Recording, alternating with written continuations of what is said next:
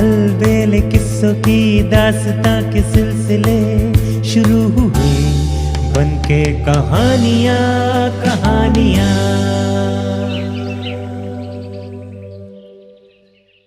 किस्सा चार दरवेश का समापन।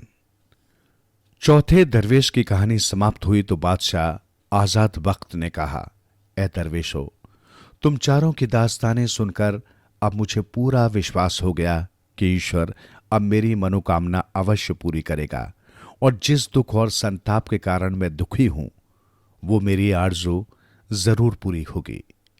बादशाह आगे भी कुछ कहना चाहता था कि तभी राजमहल की एक सेविका हाफती हुई वहां पहुंची और बोली, हुजूर, बहुत बहुत बधाई हो, आप पिता बन गए हैं। पिता? बादशाह को यह सुनकर बहुत आश्चर्य हुआ। मैं पिता बन गया? वो कैसे? आपकी एक बेगम ने, जिसे आपने बांझ होने के अपराध में कारागार में डलवा दिया था, उसने कारागार में ही एक बेटे को जन्म दिया है, दासी ने बताया। यह सुनकर बादशाह आजाद बख्त खुशी से उछल पड़ा। उसने अपने गले का बहुमूल्य मोतियों का हार उतारा और उसे दासी की तरफ उछाल दिया। बोला, तुमने ये शुभ समाचार सुनाकर मेरे जीवन में नई जान फूंक दी है। इस समय मैं तुम्हें यह पूरा राज्य भी दे दूं तो थोड़ा ही है। फिर वो जल्दी से कारागार में पहुंचा और बेगम को बड़ी हिफाजत के साथ महल में लेकर आया।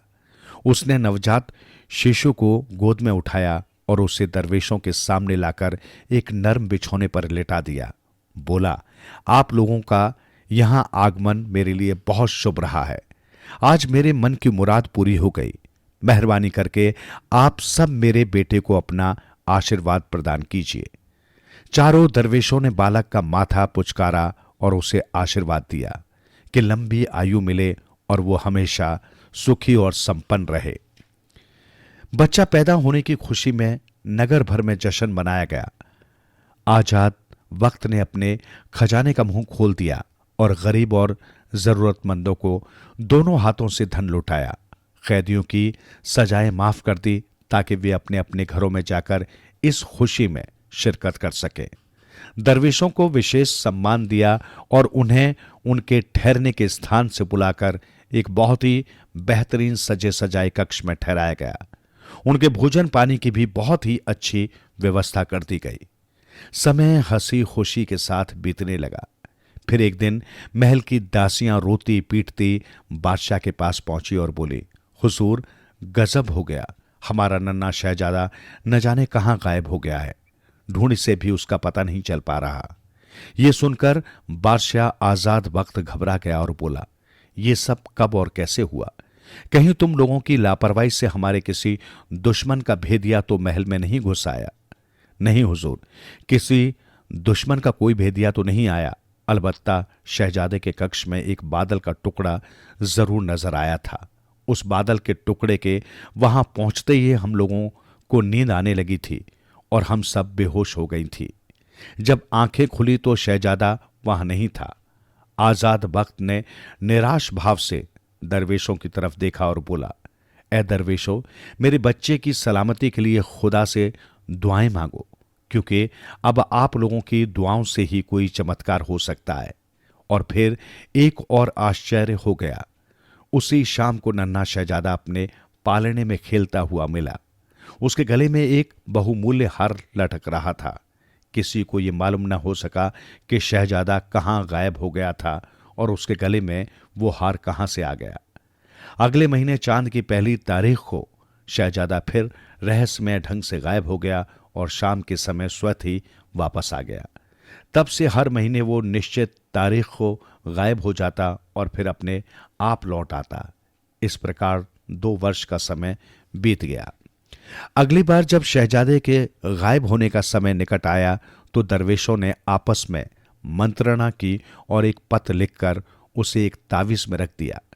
फिर उन्होंने बादशाह आजाद बख्त के पास जाकर उसे वो तावीज देकर कहा, इस बार जब नन्हे शहजादे के गायब होने का समय आए तो उसके ठीक 1 दिन पूर्व इस तावीज को उसके गले में पहना देना।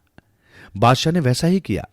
चांद की पहली तारीख को जब शहजादा गायब होकर लौटा तो उसके गले में दरवेशों द्वारा भेजे गए पत्र का उत्तर बंधा हुआ था। पत्र में लिखा था, ऐ रोम के बादशाह, मैं जानता हूं तू अपने पुत्र के बार बार गायब होने और उसके लौटने से परेशान भी है और आश्चर्यचकित भी। तेरी जिज्ञासा को शांत करने के लिए मैं एक उड़न खटोला भेज रहा हूं। तू अपने साथ चारों दरवेशों को लेकर मेरे पास पहुंच जा। उस दिन दोपहर के समय एक उड़न खटोला हवा में तैरता हुआ बादशाह के महल की छत पर उतरा। बादशाह सहित चारों दरवेश उस पर सवार हो गए। उड़न खटोला तीव्रता से एक दिशा में उड़ चला। काफी देर तक उड़ने के बाद उड़न खटोला एक बहुत ही भव्य महल के अंदर जाकर रुका। पांचों व्यक्ति उस पर से नीचे उतर गए। महल में वहां का राजा एक सोने के सिंहासन पर बैठा था। उसने पांचों व्यक्तियों का स्वागत सत्कार किया और उन्हें अपने सिंहासन के निकट ऊंचे आसनों पर बैठाया। फिर उसने उनसे कहा, ऐ मेरे प्रिय मेहमानों, मैं जिन्नों का राजा शहपाल हूं। मेरी कोई बेटी नहीं थी। मैंने ईश्वर से मन्नतें मांगी थी कि अगर मेरे घर किसी कन्या का जन्म हो जाए तो मैं उसका विवाह किसी मानव के साथ कर दूंगा। सौभाग्य से मेरी पत्नी ने बेटी को जन्म दिया। ठीक उसी दिन तुम्हारी बेगम ने भी बेटे को जन्म दिया। तुम्हारा बेटा मुझे बहुत पसंद आया और मैंने उसके साथ ही अपनी बेटी का विवाह करने का निश्चय कर लिया। तब से मैं हर महीने चांद की पहली तारीख को तुम्हारे बेटे को यहां बुला लेता हूं ताकि दोनों बच्चे एक दूसरे को भली भांति समझ लें और उनमें प्रीत प्यार की भावना बढ़ती रहे। दिन भर दोनों बच्चे मिलजुल खेलते हैं। शाम होने से पूर्व मैं तुम्हारे बेटे को तुम्हारे महल में पहुंचवा देता हूं। यह है तुम्हारे बेटे के गायब होने और प्रकट होने का रहस्य। उम्मीद है ये सब जानकर अब तुम्हारी जिज्ञासा शांत हो गई होगी। ये सुनकर बादशाह आजाद बख्त की प्रसन्नता का ठिकाना न रहा। वो बड़े प्रेम से जिन्नों के राजा से गले मिला और बोला, आज मैं बहुत खुश हूं। तुम्हारी बेटी मेरी बहू बने, इससे अधिक मेरे लिए प्रसन्नता की और कौन सी बात हो सकती है। जिन्नों के राजा ने उन पांचों को शानदार भोजन कराया।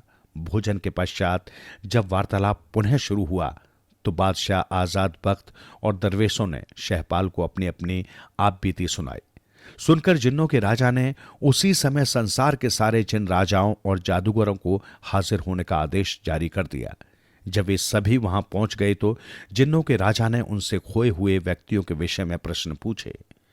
मलिक सादिक ने भिखारी की बेटी और मुबारक को तत्काल तीसरे दरवेश को सौंप दिया। उसने उन दोनों को नदी में बहते देखकर बाहर निकलवा लिया था।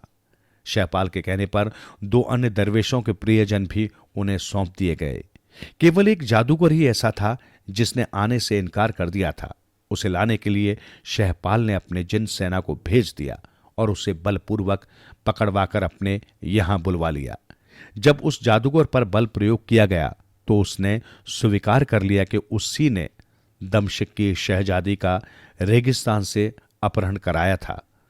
उसने भी शहजादी को शहपाल के हवाले कर दिया। शहपाल ने शहजादी को पहले दरवेश को सौंप दिया। जिन्नों के राजा ने बहजाद को अपने पास रख लिया और उसे अपनी सेना के सेनापति का दायित्व सौंप दिया। पांचों व्यक्ति 40 दिन तक राजा शहपाल के मेहमान बनकर रहे, फिर उसी उड़न खटोले में बैठकर वापस लौट आए।